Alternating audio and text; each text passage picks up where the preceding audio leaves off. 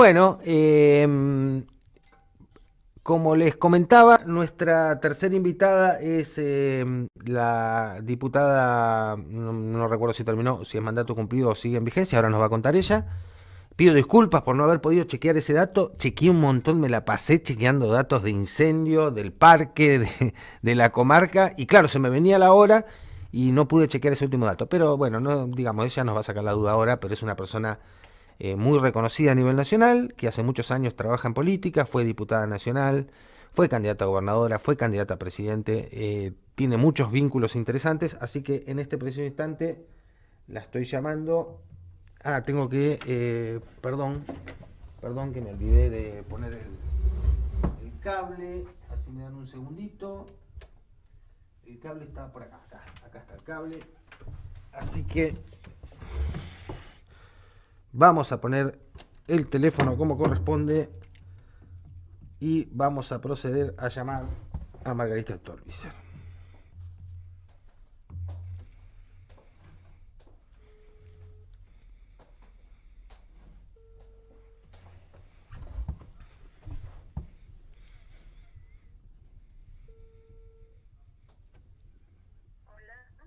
Hola. Hola, Hola Margarita, buen día, ¿cómo estás? Acá Javier Comparada buen de día. Esquel. ¿Qué tal? De- Buen día, Javier, ¿cómo estás? Muchísimas gracias por atendernos. Bueno, estaba haciendo el adelanto de que te teníamos como nuestra invitada hoy, referente nacional tan importante, así que bueno, te queremos agradecer por habernos contestado y quiero, antes de empezar a conversar con vos, mandarle un agradecimiento a Roxana, que me hizo la gestión, Claro. con quien hice unas sesiones de coaching muy interesantes, así que le mando un beso grande porque muchas de las sesiones que hice con ella me han servido hasta hoy. Disculpame que aprovecho la llamada con vos para decirle, así que No, de mi parte también el agradecimiento a Rosana por el contacto y estar ella muy pendiente para nosotros de poder vincular a nuestro partido GEN con las distintas comunidades, ¿no? Para llevar un poco nuestra palabra y también a través de ustedes quienes hacen prensa conocer las realidades locales. bueno. Margarita, te hago una consulta que yo hay un dato que no pude chequear porque estuve muy abocado al tema de los incendios, ¿no? Que ahora te voy a hacer alguna pregunta referida a eso. ¿Vos seguís siendo diputada o dejaste de ser diputado No, a...? no, yo Sí. terminé el 9 de diciembre, Ah, terminé mi quinto mandato, fui 5 veces diputada y terminé ahora el 9 de diciembre. el 9 de diciembre. Y ahora, digamos, pero siempre estás, digamos, muy pendiente de todo lo que está pasando en el Congreso.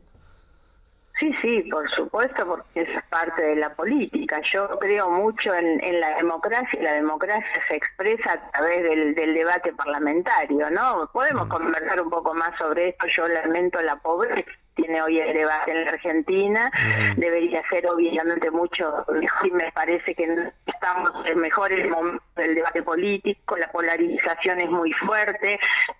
Espero a ver cuáles son los temas que interesan. Vos sabés, Margarita, que se nos está cortando la comunicación, se escucha medio entrecortado. ¿Vos me Sí, escuchás? y también me pasa, no, mira que me corta. A ver, me voy a ubicar en un A, diferente a ver si mejorar. a ver si te esperamos, no hay problema.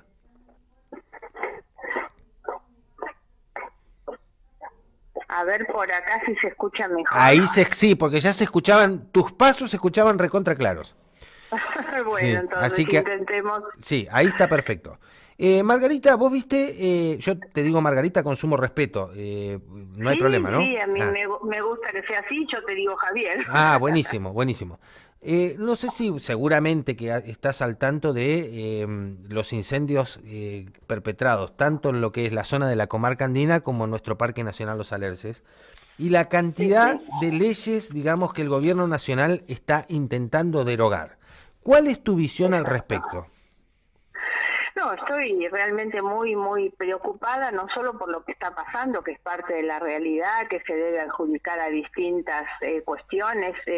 Estamos todos demasiado expuestos a los fenómenos derivados del cambio climático, ¿no? Mm, Algo que este gobierno ha intentado negar durante mucho tiempo, niega el cambio climático, niega los efectos que esto tiene, niega también lo que tiene que ver con el desarrollo humano y económico y cuánto eso implica impacta si no se toman las medidas necesarias, ¿no?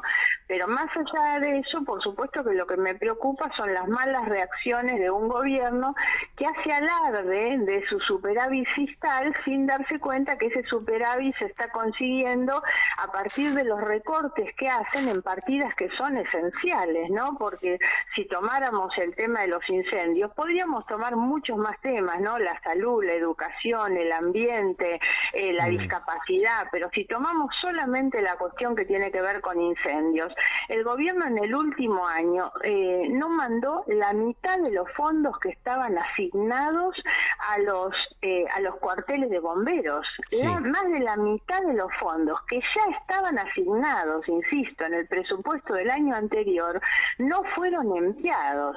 En el presupuesto aprobado para este año que se inicia, hay una reducción de más del 50% de los programas de manejo del fuego, reducción del financiamiento de las horas de vuelo, de las alertas tempranas, y venimos viendo también, vengo escuchando y leyendo los reclamos justos, por supuesto, de los brigadistas, que hablan de sus bajos salarios, de los riesgos de vida, de la precariedad que tiene, y lo cierto es que si no hubiera llovido en los últimos días, la situación sería realmente gravísima, ¿no? Sí.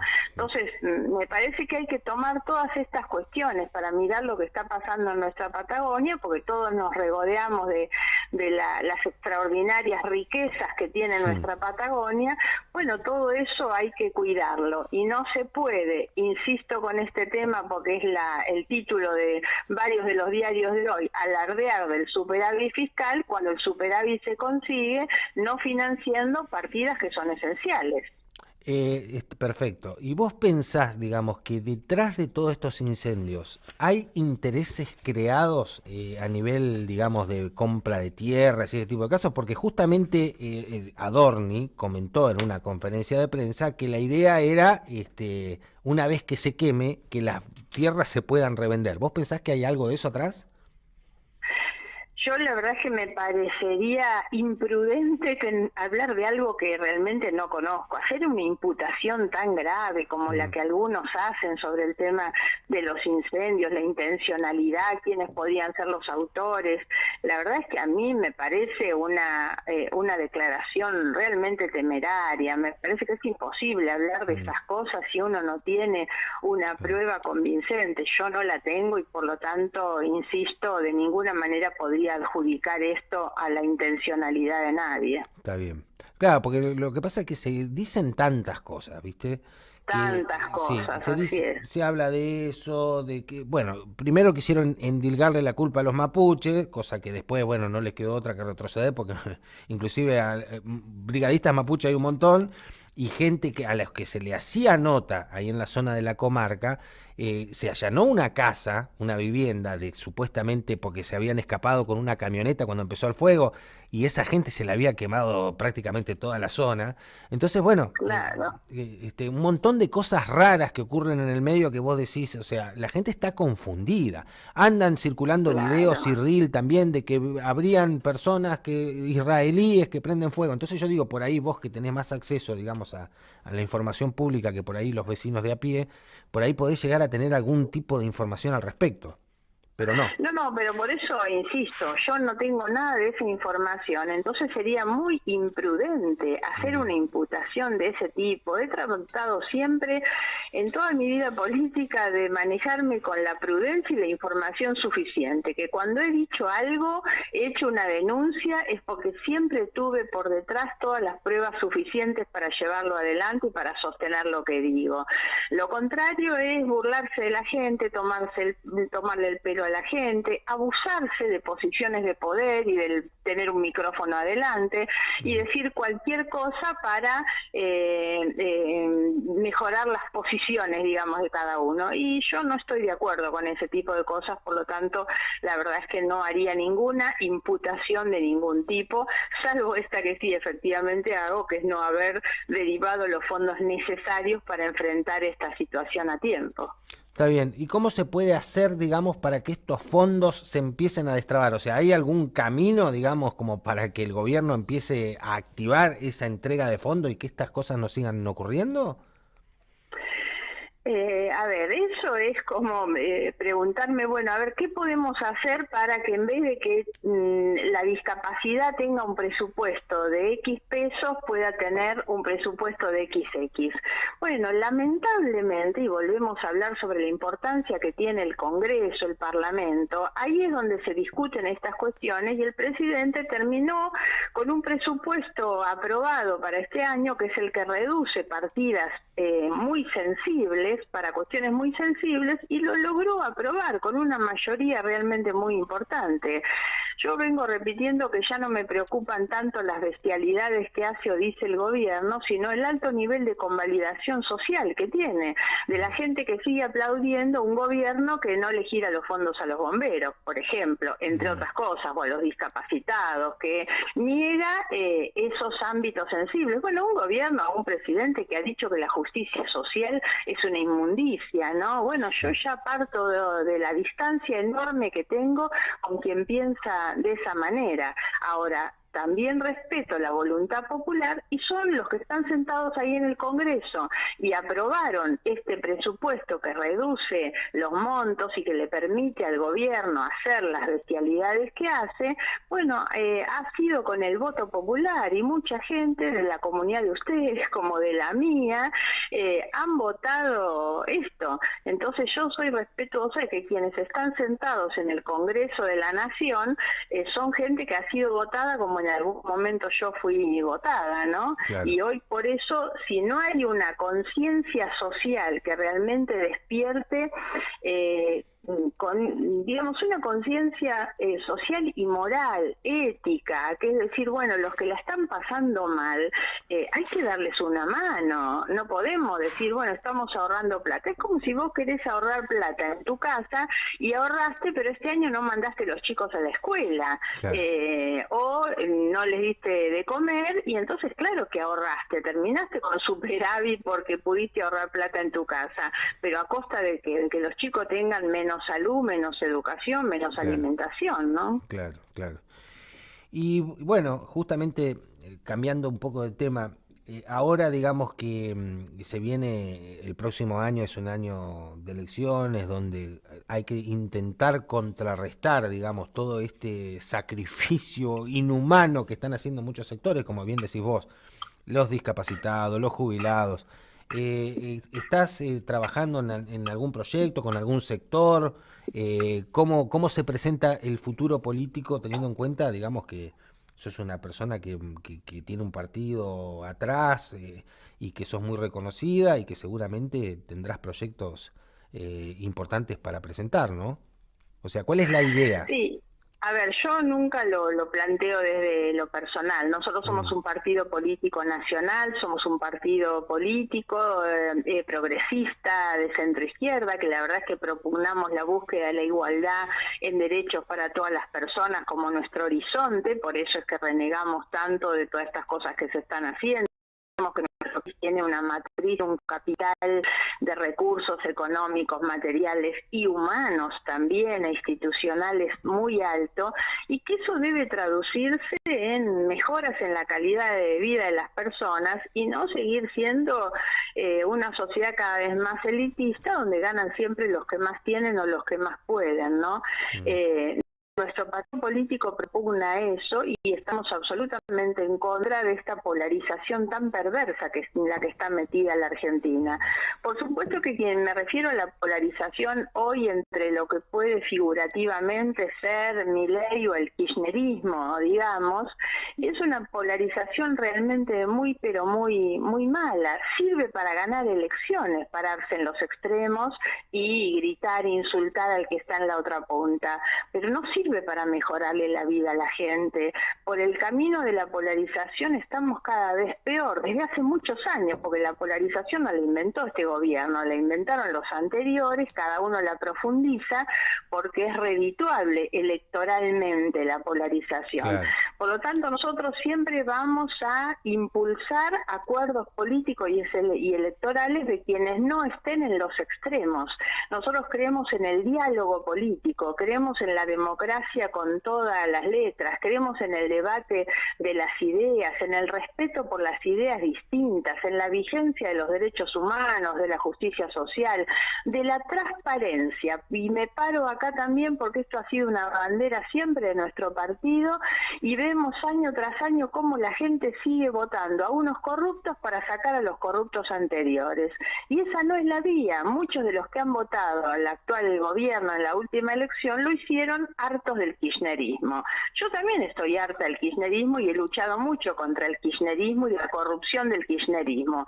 Ahora, terminar votando a estos que han estado metidos en una cantidad de escándalos de corrupción todo el año pasado, el escándalo de Libra que no se ha terminado de aclarar, lo que ha pasado con discapacidad, lo que pasa en el PAMI, es un gobierno lleno de corrupción. Entonces la solución de la Argentina no está de la mano de pararse con unos corruptos para sacar a los otros corruptos. En algún punto hay que encauzar este país por el lado de la ética, de la moral, de la transparencia, de la justicia, ¿no? Bueno, ese es el lugar donde nosotros nos paramos y siempre vamos a estar construyendo con aquellos que realmente piensen lo mismo que nosotros. No estamos por la conveniencia de ver si nos paramos con alguien para obtener algo, sino estamos en el lado de las convicciones. Eso nos lleva muchas veces a los fracasos electorales, pero la verdad es preferible dormir tranquilo que andar tranquilo por la calle. Hay muchos políticos que no pueden andar por la calle.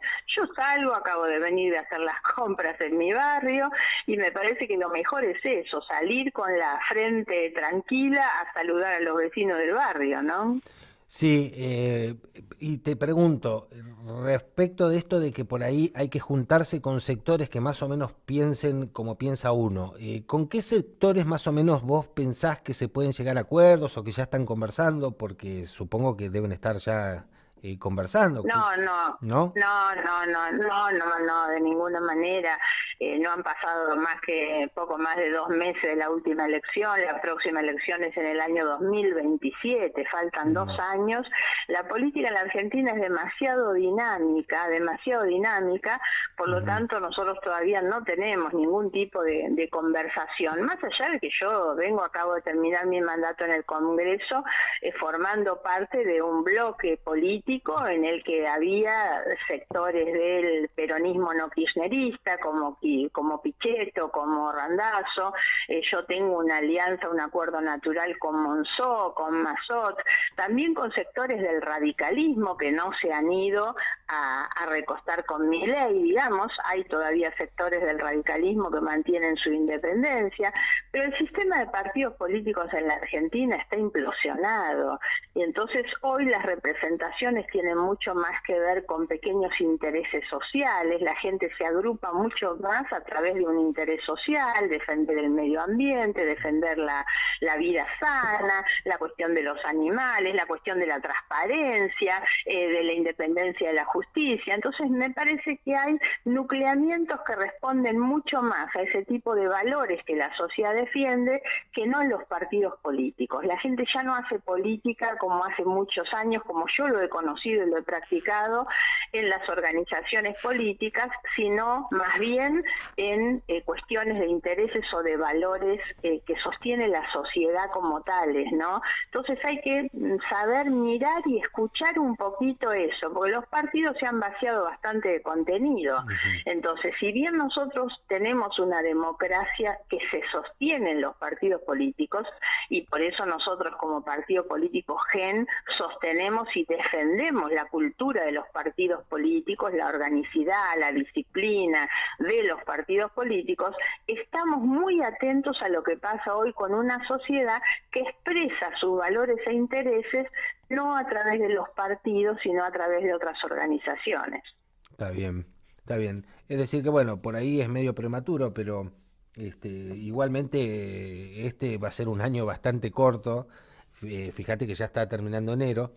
Pero bueno, más allá de eso, bueno, algunos datos nos diste, por lo menos que hay con algunos sectores, como por ejemplo, de algunos peronistas y eso que no son kirchneristas, bueno, está Claro. perfecto. Sí. Nosotros, esto me parece que es lo que debe estar claro en términos de posicionamiento político de nuestro partido GEN. Mm. No vamos a estar con nadie que sea aliado ni de la Libertad Avanza ni del kirchnerismo. Todo Mm. lo que esté en el medio son gente con la que nosotros estamos dispuestos a conversar, a dialogar, a practicar, digamos, alguna acción conjunta. Todo lo que no esté en los extremos. O sea, sería como una tercera posición. Es así, a mí no me gusta llamarle así, pero bueno, Mm. digamos que podría ser el tercer vértice de un triángulo, digamos, en el que nos reconocemos como una parte central del sistema político, ¿no? ¿Y cómo quedó tu relación con Sergio Massa, que en su momento apareció como una alianza que aparentemente iba a funcionar? ¿Cómo quedó? ¿Eso ya se rompió? A ver, a mí me llama mucho la atención que me pregunten por Massa, porque es un acuerdo electoral que yo hice hace casi 10 años, Mm. en el año 2017. Massa llevaba en ese momento dos elecciones previas, la del 2013 y 2015, enfrentando al kirchnerismo, y decía las mismas cosas que digo yo Mm. sobre la corrupción del kirchnerismo. Entonces hicimos una alianza electoral en ese momento donde la transparencia y la justicia social eran nuestras banderas, pero pasada la elección Massa volvió al kirchnerismo, entonces imaginen que yo con eso no tengo nada que ver, así que nunca más volví a tener con él ninguna cuestión política común. Ah, es decir, que las relaciones después se terminaron. O sea, Bueno, era una alianza electoral, yo no he tenido amistad con Massa, hicimos un acuerdo electoral, insisto, hace casi 10 años. Es como si le preguntaran a Cobos, a Lustó o a Ocaña sobre su relación con Cristina cuando formaron gobierno con Cristina. mm. La verdad es que ha pasado tanta agua bajo el puente. Massa se subía al escenario y decía que iban a meter preso a los corruptos, y yo aplaudía. Después Massa terminó aliado con los corruptos. ¿Y eso te trajo consecuencias para el futuro? ¿Tu futuro político, cuestionamientos y demás? ¿O Eso por supuesto que existe, porque así como vos con muy buena onda me lo preguntás, Mm. hay gente que sigue pensando en eso. Yo lo veo mucho en los periodistas, en la televisión, ¿no? Que le perdonan más a Ocaña haber sido ministra de Cristina que a mí haber hecho una alianza con Massa. Y es como una mancha que ha quedado, y yo sé que tengo muchos cuestionamientos por eso, pero tengo mucha tranquilidad al momento de explicarlo, porque en realidad no es que yo me había pasado a ningún lado ni había cambiado el discurso, sino que Massa decía exactamente las cosas que decíamos nosotros y el que cambió fue él. Así que yo lo explico con muchísima tranquilidad y no tengo ningún problema en contestarlo. No, me parece fantástico que se pueda hablar todo. Yo como Claro. hablaba con Rosana, yo le comentaba, ¿no? Yo tengo mucha vinculación con un sector del justicialismo de mi provincia. Pero a mí me gusta escucharlos a todos y a todos los colores políticos, y a ninguno que le haga una entrevista le vengo con chicanas o cosas raras, cosa que sí suelen hacer muchos medios. No. Yo quiero Claro, hablar y me encanta claro. escucharte, y me encanta dialogar con personas de otros colores políticos. Me matan muchas veces porque dicen, pero no le repreguntaste. ¿Qué le voy a repreguntar, por ejemplo, a Margarita Stolbizer, que viene diciendo exactamente lo mismo, porque yo te he escuchado en muchísimos programas decir esto que estás diciendo acá? Solo que ahora para nosotros es una gran ventaja que lo estás diciendo para nuestra comunidad, para Trevelin, para la comarca andina. O sea, no entiendo cuál sería Claro, la muchas gracias. repregunta. No entiendo cuál sería la repregunta, porque a veces me cuestionan eso. ¿Qué le voy a repreguntar? Ahora, si Margarita viene y me dice, y no, hace 10 años atrás vivíamos mucho peor que ahora, y bueno, por ahí podría contrarrestarte con números o demás. Pero si es una Claro, posición claro. ideológica lo que vos me estás planteando, tenés todo el derecho del mundo a pensar así ideológicamente.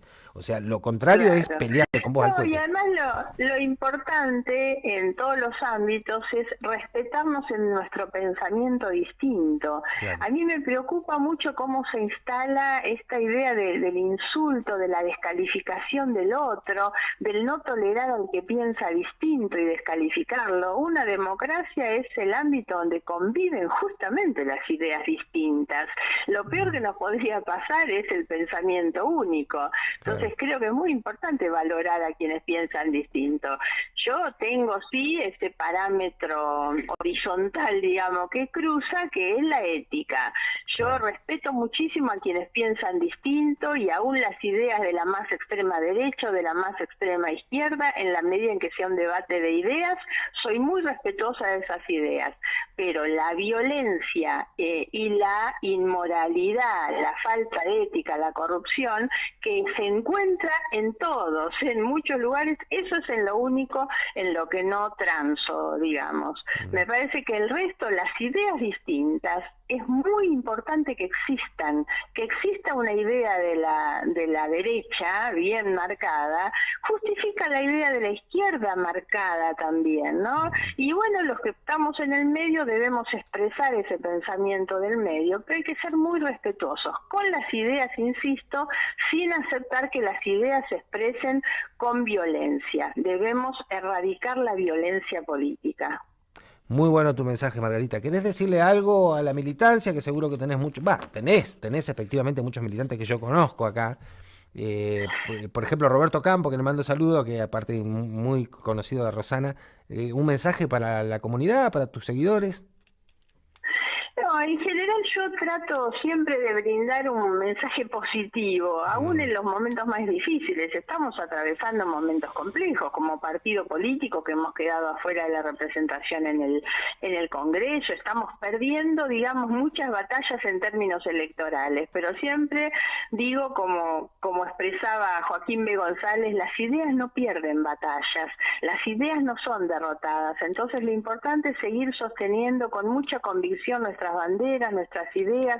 En algún momento las cosas van a cambiar también, no todo es así definitivamente, y sobre todo tiene que ser un mensaje para los más jóvenes, ¿no? Que son los que no se tienen que agobiar frente a las realidades adversas y son justamente los que tienen que sostener hacia el futuro estas banderas tan importantes en las que nosotros creemos.